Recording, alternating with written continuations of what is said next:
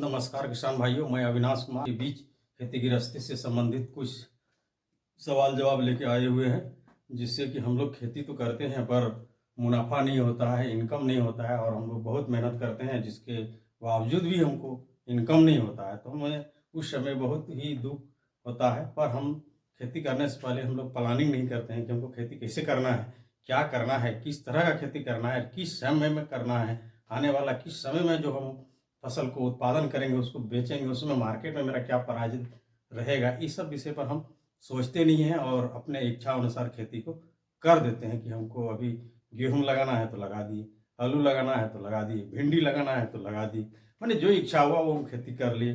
पर बेचने जब हम जाते हैं बाजार में लेके वो फसल को, उस चीज़ को, तो वहाँ उस समय लेने वाला उसका दाम नहीं लगाता है। मेरे जैसा बहुत ही किसान उस तरह का फसल उत्पादन किया है और मार्केट में लाया है, जिसके वजह से मेरा फसल का उचित कीमत नहीं मिलता है और हमें उस समय दुख होती है। और यह दुख ना हो इसके लिए हम लोग एक प्लानिंग करें कि अभी हम जो फसल लगाने जा रहे हैं, आने वाले नेक्स्ट जो समय 1 महीना 2 महीना बाद जो मेरा फसल मार्केट में आएगा, उस समय मेरा फसल की मुकाबले और किसी का भी ना हो, मार्केट में कंपटीशन ना हो मेरा फसल का, तो उस समय हम जो दाम रखेंगे, जो कीमत रखेंगे उस फसल का, वो ज़्यादा मिलेगा। इस तरह प्लानिंग करके यदि हम खेती करते हैं तो लाभ होने की संभावना 100% ज़्यादा होता है। खेती से भी बहुत ज़्यादा इनकम किया जा सकता है। भारत देश तो कृषि प्रधान देश है, ये बात सभी आदमी जानते हैं। यह चर्चा जो हम अभी कर रहे हैं, अभी का समय है मार्च, अभी अंतिम सप्ताह चल रहा है और अभी अप्रैल आने वाला है। तो इस समय हम प्लानिंग करेंगे कि किस प्रकार की खेती करें और किस फसल का खेती करें जिसमें हमको ज़्यादा लाभ हो और कम पानी का ज़रूरत पड़े। फसल में सिंचाई भी एक महत्वपूर्ण चीज़ होता है। फसल के लिए तो सिंचाई सबसे बड़ा चीज़ होता है। यदि सिंचाई की उचित व्यवस्था नहीं है तो खेती आपका सक्सेसफुल नहीं हो पाएगा, अच्छा उत्पादन आप नहीं ले पाएंगे।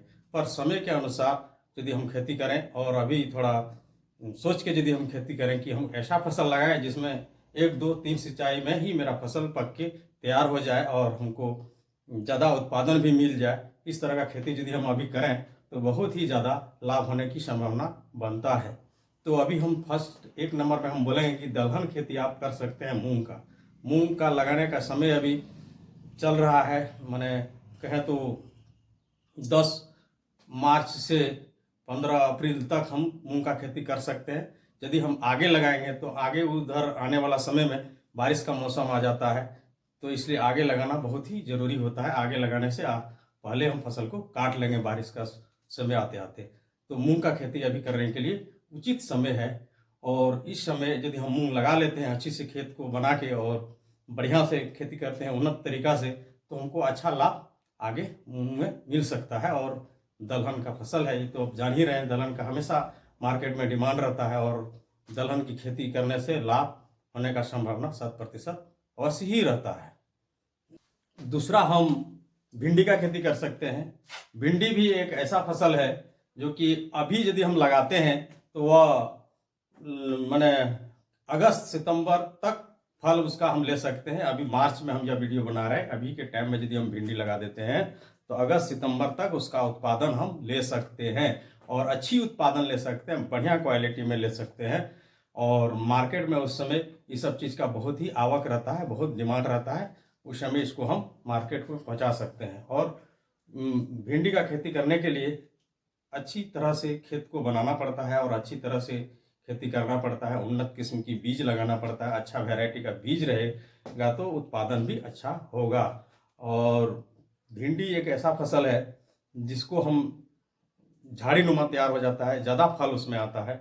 भिंडी उन्नत किस्म के लगाएं, हाइब्रिड बीज लगाएं, ज़्यादा जिसमें आपको इनकम हो, ज़्यादा उत्पादन हो, इस तरह का बीज का चयन करें और बीज दुकान से आप अच्छा बीज को लें जिसमें बीमारी फसल में ना होता हो, उस तरह का बीज लें।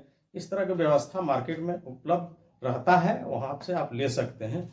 और भिंडी एक मोटी कमाई देने वाला फसल है। भिंडी ऐसे तो सभी प्रकार की मिट्टी में बड़ी आसानी से हो जाता है, इसमें कोई विशेष दिक्कत नहीं है। 10-15 दिन बाद सिंचाई की ज़रूरत पड़ता है और भिंडी लगाने से 15 दिन में फूल आने लगते हैं और 45 से 50 दिन में फल टूटने लगता है। तो यह एक मोटी कमाई का सोर्स है। भिंडी का भी खेती, इसको भी आप कर सकते हैं। दूसरी ग्वार फली का, जिसे हम लोग इस क्षेत्र में झारखंड में इसको बिलायती सीम बोलते हैं, बांग्ला सीम बोलते हैं, इस तरह का नाम रखा हुआ है।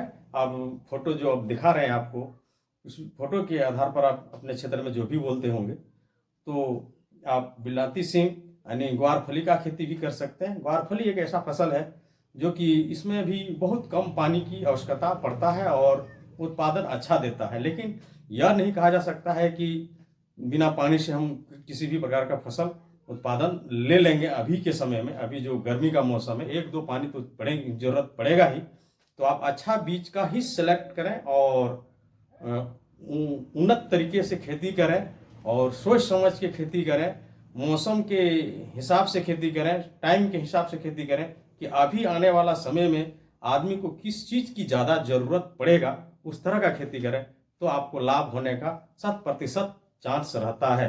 तो मेरे द्वारा बताए गए वीडियो या जानकारी आपको कैसा लगा, कमेंट बॉक्स में अवश्य कमेंट करें, ताकि हमको इस बात का पता चले कि हम जो आपको बता रहे हैं आपको कितने हद तक सही और उचित जानकारी दे पा रहे हैं।